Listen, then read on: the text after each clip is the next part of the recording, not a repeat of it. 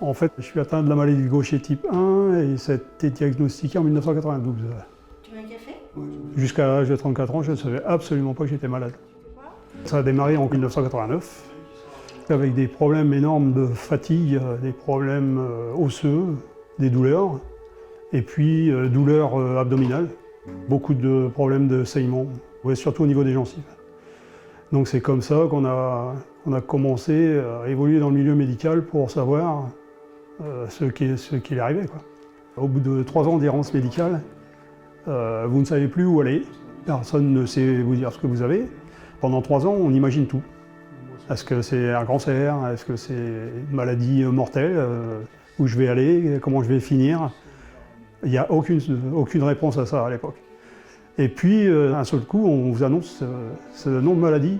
Donc après, avec les recherches et puis un médecin qui vous annonce pas, parce que je l'ai entendu, vous faites une dépression, vous faites machin, enfin, on vous annonce tout et n'importe quoi quand on ne sait pas, malheureusement.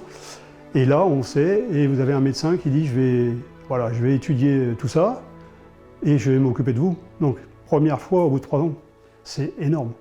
Comme je t'ai dit, on met tous nos partenaires sur les tables. La maladie, à l'époque, a forcément bouleversé mon quotidien, puisque je travaillais. Donc je me suis retrouvé, le temps d'être en arrêt maladie sans arrêt, de me retrouver dans les hôpitaux et autres. J'ai été mis en arrêt pendant 3 ans. C'est une période qui est difficile à vivre et est apparue une solution thérapeutique où on commence à aller mieux. Sachant que la maladie est toujours présente et sera toujours présente. Et puis j'ai repris l'activité professionnelle qui m'a fait beaucoup de bien. On a l'impression de revenir dans un monde avec tout le monde, quoi. Mon engagement dans l'association Vaincre les maladies lysosomiales, effectivement, ça prend beaucoup de temps.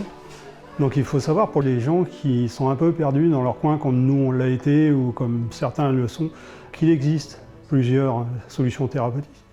Maintenant, qu'il existe un tissu associatif assez vaste, je pense que ça fait un bien fou de se savoir épaulé dans des situations des fois catastrophiques, aussi bien au niveau santé qu'au niveau moral.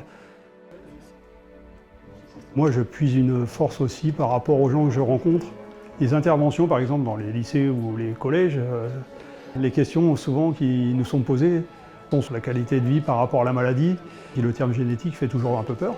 Dans notre cas, on est obligé d'expliquer ce que représente la maladie de Gaucher pour que les gens comprennent bien qu'effectivement c'est un handicap, qu'effectivement la maladie est là, elle ne partira pas, elle sera là à vie, mais leur expliquer comment ça se passe et comment on est soigné, qu'est-ce qu'on peut faire, ne pas faire. Et une fois qu'ils ont ces explications, ils comprennent parfaitement. On se bat pour d'autres, on se bat pour nous aussi bien sûr, mais mentalement et moralement, quand on sort avec des étudiants ou des jeunes vous disent on va s'engager pour la cause, c'est du bonheur. C'est du bonheur.